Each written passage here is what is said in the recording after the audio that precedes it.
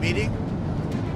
He's a great leader of a very powerful, very strong country, China. And what can I say? We have, it was an outstanding group of decisions, I think, that was made. A lot of decisions were made, too. There wasn't too much left out there. And we've come to conclusion on many very important points, and we'll be handing that to you in a little while. We're having, because there was a lot of different things, many of them very important.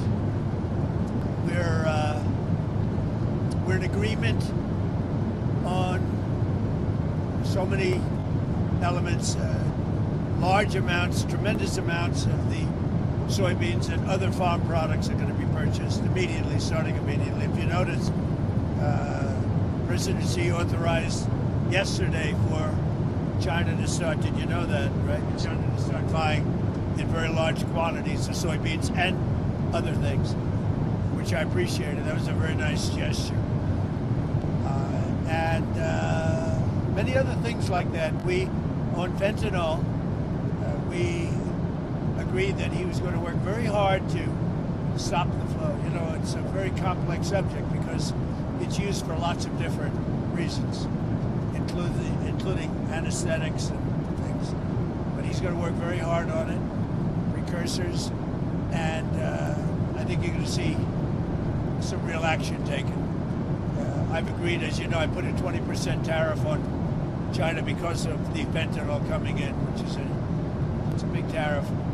And based on his statements today, I reduced it by 10%, so it's 10% instead of 20% effective immediately. I believe he's going to work very hard to stop the death that's coming in. But again, it's complex because of what fentanyl is, what the precursors do. So I think you're going to see a big difference. We've had discussions on many of the elements that you're talking about all the time. You're asking me questions, and most of those things were I think agreed to for the most part. I think we agreed to almost everything in a very acceptable form. I wouldn't say everything was discussed because there were things that probably, in retrospect, we could have discussed that we didn't, for some reason, didn't come up. But if you have any questions, let me know. Go ahead. What about chips, sir? Did he agree? Did you agree to sell any more downgraded chips? We did discuss chips, and they're going to be talking to NVIDIA and others about taking chips. Look, we make great chips. NVIDIA is the leader. And I'll be speaking to Jensen from NVIDIA, but they're going to be discussing that with NVIDIA to see whether or not they can do. I said that's really between you and NVIDIA, but we're sort of the arbitrator or the referee. It's a little rough up here. The skies are a little rough. And just to clarify, sir, that is the downgraded Blackwell chips. You would authorize those to be exported? No, not the Blackwell. We're not talking about the Blackwell. That just came out yesterday. But a lot of chips, a lot of the chips, and that's good for us. How soon do you think you'd be able to sign an actual? Please, come on. You know what you do? Yeah, come on. Let me stand just, right over here. Yeah, hey everybody, thanks. Let me just make a point on the chips. As the president was saying, there's so many chips we already sent to China, a lot of advanced chips, etc. And as he said, NVIDIA will talk to China and see what's possible. The Blackwell chips, of course, weren't discussed. We focused on export controls of China on rare earth, and they're going to keep those flowing, which is quite important.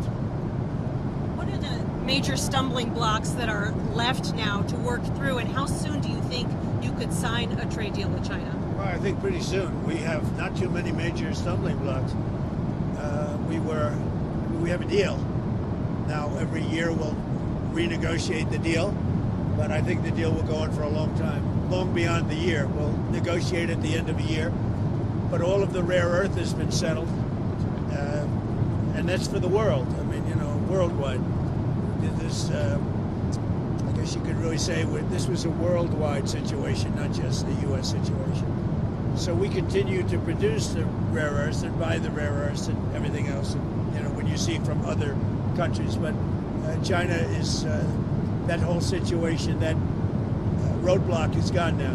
There's no roadblock at all on rare earth. That will hopefully disappear from our vocabulary for a little while. So And what will is that a 1 year pause on the policy they announced? It's a 1 year agreement, and we'll extend it after a year. And what will like we do.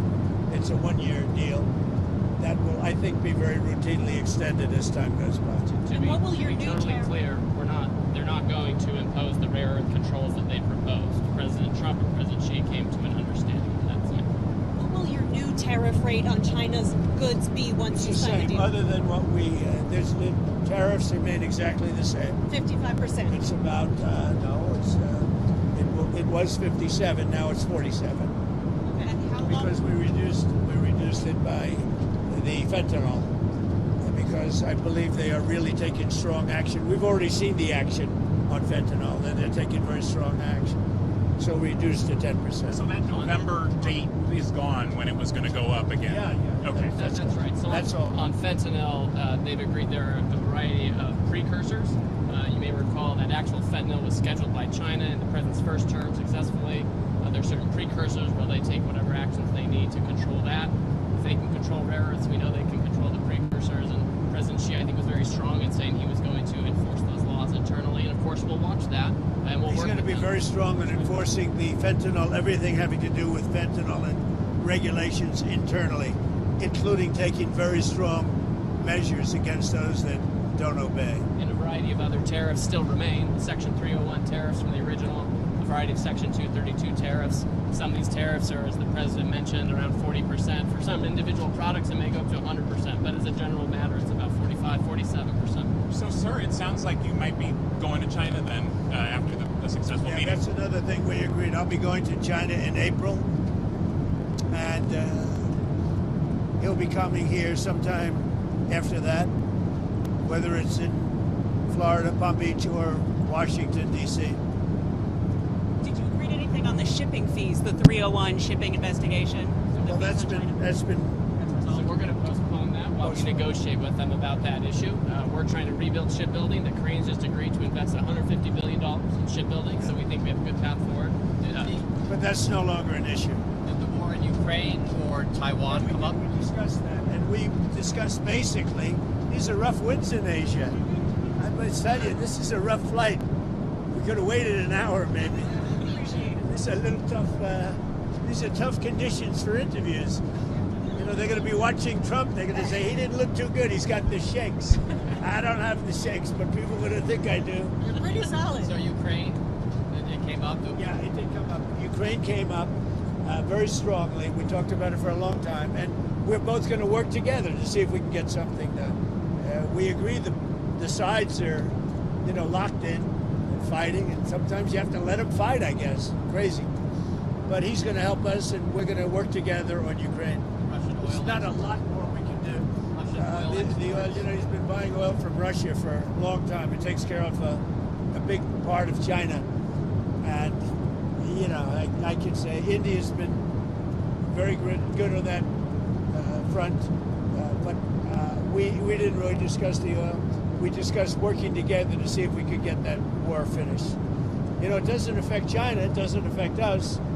And I'd like to see it done on the basis. I don't like to see 6, 7, 8,000 young people, mostly young people, for the most part soldiers, be killed. It's not costing us anything. In fact, we make money, and I don't even want to talk about making money. I don't care about making money in that case. But, we send weapons to NATO. They buy full price. They buy the weapons. They give them to whoever, but I think they give them probably to Ukraine for the most part. And we discussed all that. We're going to work together to try and get the war with Russia and Ukraine solved. What about the Taiwan issue, sir? It never came up. Taiwan never came up. It was not discussed, actually. What else didn't come up that you thought might come up? You had mentioned you didn't get to everything. We had a long meeting, as you know, but a lot of things we discussed in great detail. A lot of things we brought to finalization. A lot of finalization. I thought it was a great meeting. I think it was a very friendly meeting. It was a good meeting for two very large, powerful countries. And that's the way we should get along with a large, powerful. Why did you write your Truth Social about nuclear testing? What about resuming nuclear testing. What prompted you to do that right before the meeting? It had to do with others. They seem to all be nuclear testing. Russia? We have more nuclear weapons than anybody. We don't do testing. You know, we've halted it many years ago. But with others doing testing, I think it's appropriate that we do also. Any Did Israel- details did around Israel- the testing, sir? Like where, when? It'll be announced. You know, we have test sites. It'll be announced. Did Israel give you a heads up before they bombed Gaza? And is it still a ceasefire if they're it's a stopping? ceasefire. It is. No, they had a sniper, and one of their soldiers were killed, and they did retribution. So we'll see. But yeah, it is a ceasefire. It's back to ceasefire. But is that a, What is the thinking behind reducing troops in Romania, the drawdown of U.S. troops in Romania? You'd have to ask. I mean, I could tell you about it, but it's not very significant. It's not a big deal. On nuclear weapons, sir, which countries do you have in mind when you say you want to send a signal? What a rough ride this is. The interviews are tough enough without your life being threatened. You guys okay? Yes, sir. Thank you. That camera guy's very steady. We're going to look real bad today on television, I'll tell you. I think that, it's pretty much, I think we've discussed mostly what we said, pretty comprehensive. We're going to issue a statement on some of the details. But overall, I guess on the scale of from 0 to 10, with 10 being the best, I would say the meeting was a 12. Okay, I think it was a 12. I think very importantly, just the whole relationship is very, very important, and I think it was really good. And especially coming on the heels of the successful trip. We're in Malaysia. You signed a peace deal for Cambodia and Thailand. Critical mineral deals with all our allies. So many Real successful trade meetings. deals, right? The whole And way. so many meetings great for our country, with literally hundreds of billions, trillions of dollars have come into our country over the last 4 days, represented by this meeting. But trillions of dollars, where Toyota is going to build plants, $10 billion worth of plants. And, I could go over so many different companies coming in. They're pouring money into the United States. So beyond even this meeting, this was an unbelievable trip. And I hope you're glad you were a part of it. It was big. Did you Every country, Japan, I mean, you look at South Korea, Japan, and so many other countries that we met there, they're investing tremendous amounts of money in the United States, like money that we've never seen before. Did you discuss investments from China in the U.S., additional investments, anything like a... They have investments, and they will invest. And China, I think they feel very strongly. They congratulated me on the tremendous success that we've had, because there's never been a country that has had so much money come into it for purposes of investment, for building, for auto plants, for AI, etc. So he was very strong on congratulating me for that. But he didn't commit to any additional investment or We outflow. didn't really discuss it, but he would. did you ever get through to Kim Jong-un about setting up a meeting? Does he have a phone? We never were able to talk because I was so busy, and really this is why we came. I think it would have been maybe disrespectful to the importance of this meeting if we did that. So I'd come back with respect to Kim Jong-un. I'd come back if it was. What do you want to talk about with him? I had a great relationship with Kim Jong-un. I think if I didn't get elected, you would have had. If Hillary Clinton came in at the time, who he doesn't like too many people other than me. If you want to know the truth, I think you would have had a big war. Could have been a very bad war too. Sir, with the nuclear announcement, just one more on the nuclear announcement. Do you worry that we're entering a more risky environment when it comes to nuclear issues? No, I don't think so. I think we have it pretty well locked up. But we have more than anybody. But I see them testing. And I say, well, if they're going to test, I guess we have to test.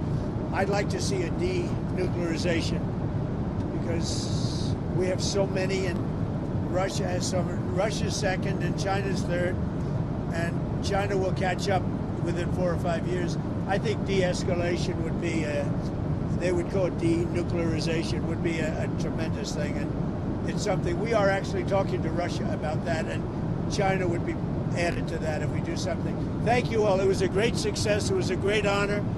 I mean, he's a tremendous leader of a very powerful country, and I give great respect to him. And we appreciate the fact that he came for this meeting. Thank you very much. Thank you, sir. Anything on Canada? Anything on Canada? We had a very nice conversation with him last night. We really did. Thank you. Thank you.